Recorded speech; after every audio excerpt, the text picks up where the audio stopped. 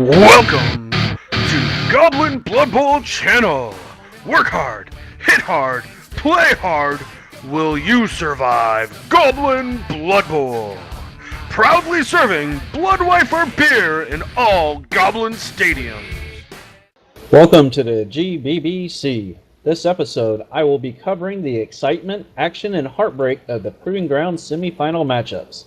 First up, we have Ragnoff's Nimrats taking on the Philosopher Kings. The Philosopher Kings have proven they can methodically take apart a fast opponent and are looking forward to doing the same to the Rats.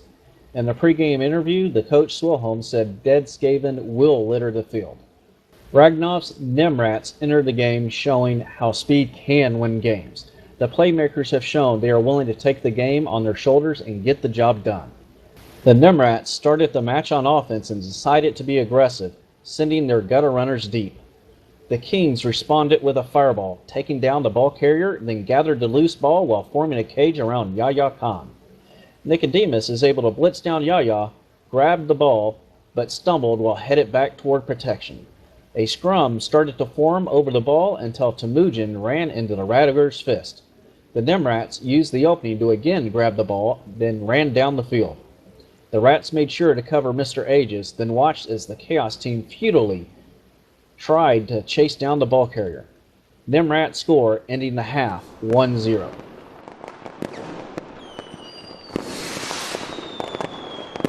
Second half, the Philosopher Kings receive and proceeded to put on a clinic of how a slow grind should be done.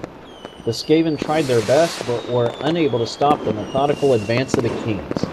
With the clock almost at zero and unable to stop the Kings' offense, the Rats kicked their game into high gear.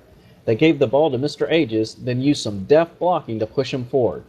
Mr. Aegis dodged away from the Beastman and sprinted down the field. The Kings are unable to stop him. The Rats score! The Rats score! Nimrats win!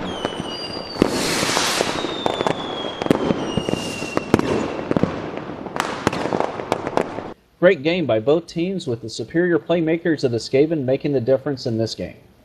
I expect whoever plays them in the championship game is really worried about that team.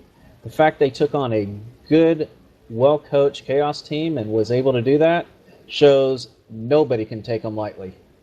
And now, the Jade Reavers going against the Sleeping Dragons. Both coaches entered the game after a lot of trash talking. As the Jade Reavers coach, I see a team scared of a superior team and coach. My team and I will hurt the upstarts and teach them a lesson they will not soon forget. After the match, they will be running home to their sheep and seeking comfort. Jade Reavers started the game on offense. The Reavers wanted to set the tone of the match, knocking the Norse around. The Sleeping Dragons concentrated on the ball and managed to knock the ball loose, but were unable to get a man to recover it. Angry over the play, the Reavers take down anyone that might be a threat to the ball carrier, including injuring Rawr. Seeing no chance to get to Beguile, the Dragons changed tactics and concentrated on killing as many lizards as they can.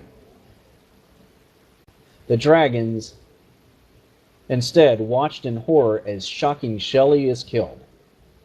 With the ball carrier protected, both teams clashed again, but are unable to cause any more damage. Happy with their play and seeing the clock run down, Beguile steps across the line for the touchdown. The half ends 1-0 in favor of the Reavers.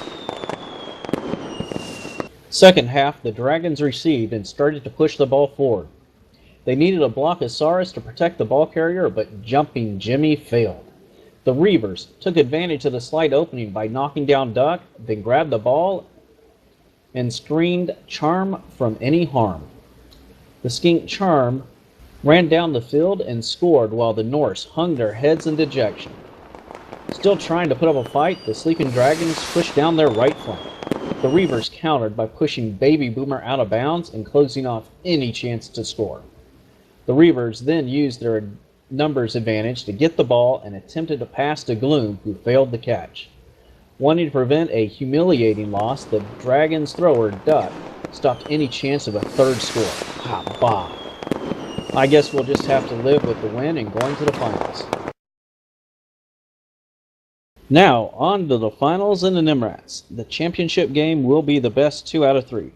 Oh, wait, here's some questions Fat Zombie left here. Let's see what these are about. First question. For the championship match, are there any players of yours that you think will play a major role and that will guide you to victory? Actually, yes. Death with his tail tripping up the skateman. Sorrow with his ability to take down the gutter runners, and Beguile with his incredible agility.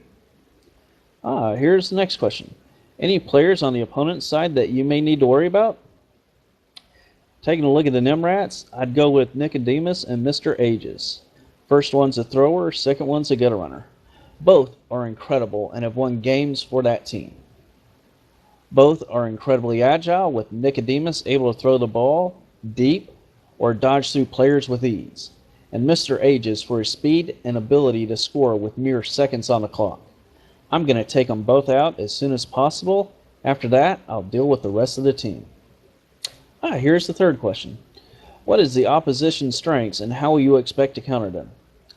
The Nimrats are the fastest team I will have faced. Between that and their agility, I expect them to be very mobile and hard to catch. I think the key is my Sarai positioning to outmuscle the Skaven by closing down their lanes and limiting the line rats' movement. After that, using the little guys to stop the gutter runners from moving around the pitch. And lastly, what will your team do once the championship matches are over? Does it matter if you won or lost in regards to what you will do with them? Well, if the Reavers lose, they'll be sent back to the jungles and sacrificed to help a new team do better. If they win, I'll look at moving them on to the stomping fields and establishing my dominance in another league. That is it for the questions Vat Zombie had on the paper. Let's move on. Oh wait, nothing else to cover, so let's end this episode. Hope everyone is able to show up or tune in to the championship matches and look forward to the championship broadcast. This is Onigoku, signing off.